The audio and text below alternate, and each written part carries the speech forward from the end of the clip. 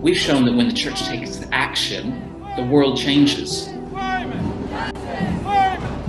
There are many ways in which churches can respond to the climate crisis, and churches have investments which they could use as part of their mission, as part of their response. Divestment has emerged as one of the most important and distinctive parts of this fight over the last decade.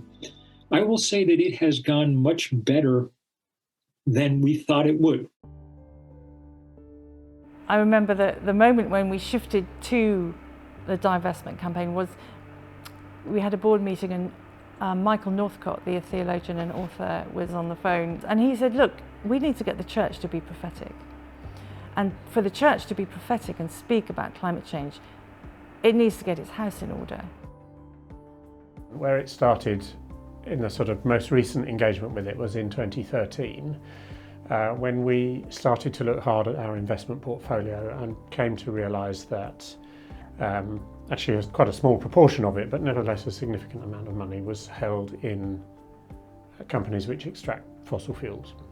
And having made a commitment as a faith community a couple of years earlier to becoming a low carbon sustainable community, we recognised that that was incompatible with our faith. So what we decided to do was divest, and then to be very public about the fact we were divesting as part of really building a movement of organisations which were doing that. I'd actually stepped back from the board, but I'm still delighted to receive Operation Noah material.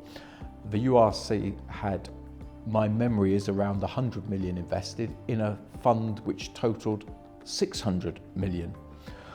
And the choice was for the URC to ask the fund managers to start a new fund for them, but instead of that, the fund managers decided to work with the other parties invested in the fund who were agreeable to the URC's ethical approach, new ethical policy, such that from December 19, the URC's 100 million effectively shoehorned another $500 million of funds invested by other organisations to become fossil fuel free. And the next bit was that, my memory is, the fund proved popular with other organisations too, so it swiftly attracted other organisations to invest in that particular fund holding. So within 6 months, the URC's 100 million had effectively led to 1 billion being divested from fossil fuel producing companies, and that felt very good.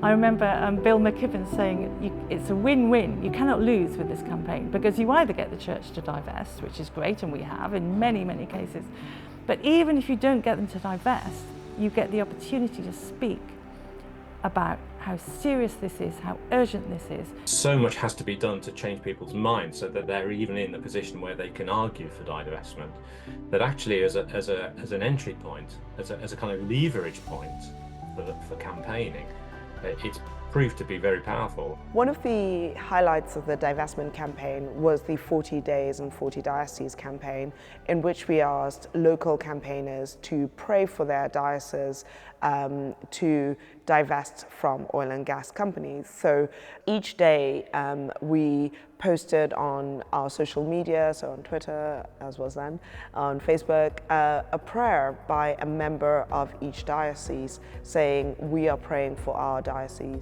And it was great to see several dioceses make divestment commitments. And it was just like seeing the dominoes fall, one after another. And that was unexpected. We knew some would, but we didn't expect that kind of response. And that was the 40 dioceses in 40 days. That was a great campaign.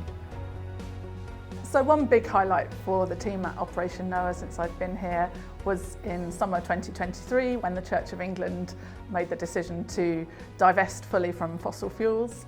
That was a culmination of a 10-year campaign. and was recognised by the Sheila McKechnie Foundation as Campaign of the Year in 2023. So we were really proud of that and the recognition that it gave to Operation Noah and all our partners and supporters in doing that divestment work.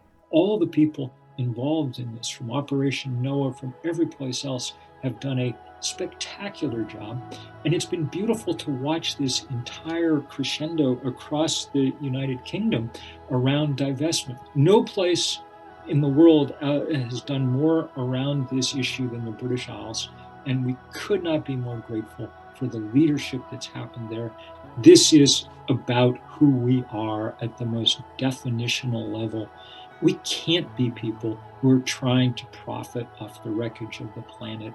We've got to be the people who are saying, no, a new day is coming, and we want so much to be a part of that new day.